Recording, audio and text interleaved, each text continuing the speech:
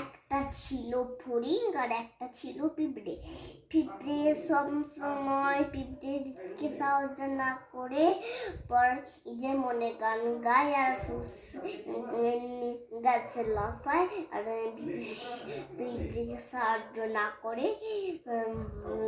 বিরক্ত হয়ে পর বলে যে পিঁপড়েরা তুমি এত পরিশ্রম কেন করছো, চলো আমাদের সাথে গান করো। যে রোদ রোদ আমি সকাল থেকে কাজ করি না, আমি একটা শিমাল ফড়ি তুমি আমাকে দয়া করে এই সুস্থটা আমার বাসায় দিয়ে আসতে পারবে? যেরকম না করে পরে নিজের মনে গান গাইতে থাকলো।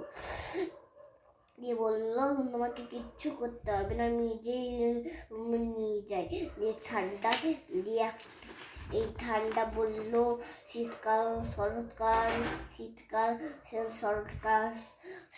হয়ে পাড়ায় শীতকাল চলে এলো। সূর্য চাঁদ এটা কি মা? ওই যে কি দেখা যায় না, আর এই সূর্য মানে চাঁদ রাত্রেবেলা দেখা যায় না, চাঁদ রাত্রেবেলা দেখা যায়, আর চাঁদ দেখাই যাচ্ছিল না। শীতকাল ধরে চাঁদ দেখাই যাচ্ছিল না, রোদও নেই কিচ্ছু নেই বললো। তারপরে শীতকালের পর আবার শীতকালের জন্য খাবার দিল,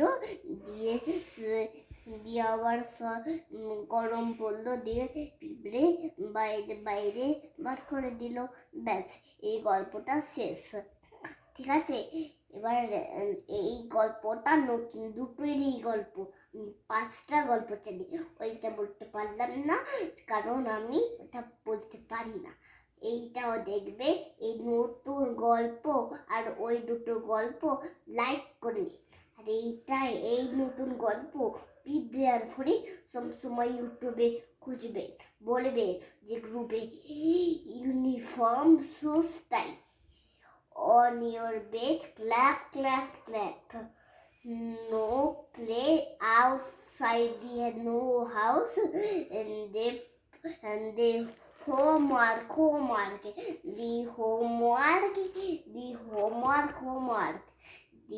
এইটাকে লাইক করবে আর খাবার খাবে না।